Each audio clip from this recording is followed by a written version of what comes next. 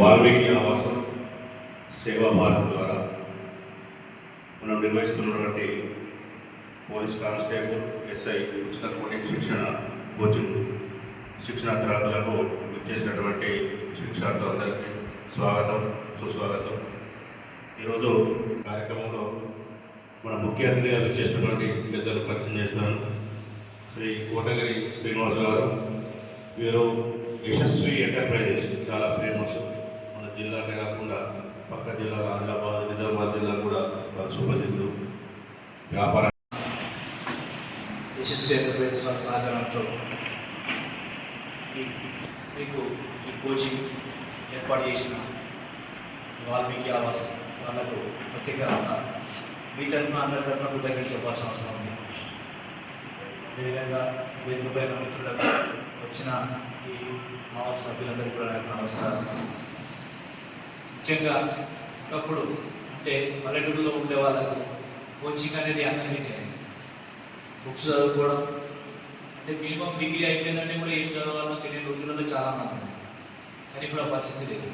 ఏదన్నా కూడా మనకు ఆన్లైన్ మెటీరియల్ దొరుకుతుంది, కోచింగ్ మెటీరియల్ దొరుకుతుంది. కాకపోతే గైడెన్స్ కావాలి. పోలీస్ ఆఫీసర్కి స్పెషల్గా ఫిజికల్ ట్రైనింగ్ కావాలి. కామన్గా మనం పరిగెడితే చాలా ఇబ్బందులు ఎదురవుతూ ఉంటాయి. అదే ఒక కోచర్ ఉంటే దానికి వేరే ఉంటుంది.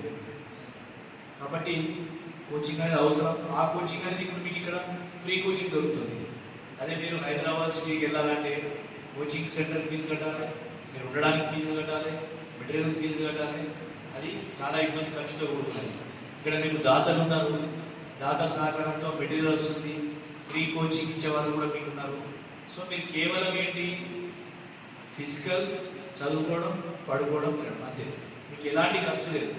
ఈ 45 రోజుల కోచింగ్ అంటే 45 రోజులు ఖచ్చితంగా టైం కేటాయించుకోండి. మీరు ఏ ప్రోగ్రామ్ ఇవేరే ధ్యాస ఉండదు, ఏముండకూడదు. మీరు అలాంటి మీకు కూడా ఉంటుంది. ఖచ్చితంగా 45 రోజులు వస్తుందా అంటే వస్తుంది. రాకుండా కూడా నెక్స్ట్ బెటర్ ప్రయత్నం. ఎప్పుడైనా అన్నింటికంటే ఇంకొకటి చెప్పాలంటే పోలీస్ నౌకరీ అనేది చాలా ఈజీ.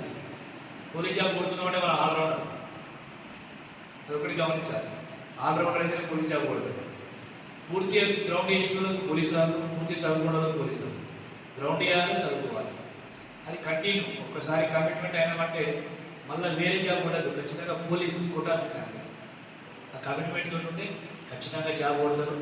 అర్థమైనా ఏది కూడా భయపడాల్సిన అవసరం లేదు, బాధపడాల్సిన అవసరం లేదు.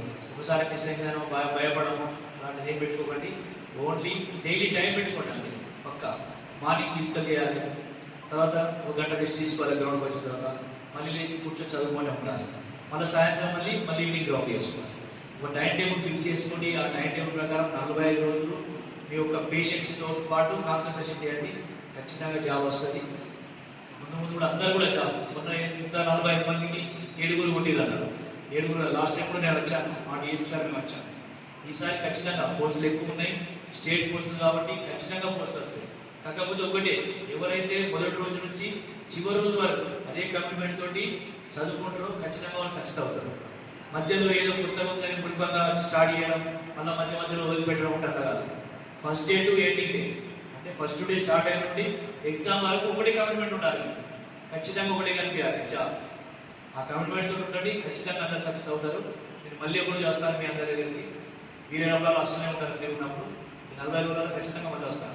మళ్ళీ వచ్చి మళ్ళీ మంచిగా మనం మాట్లాడతాను. Okay, thank you very much.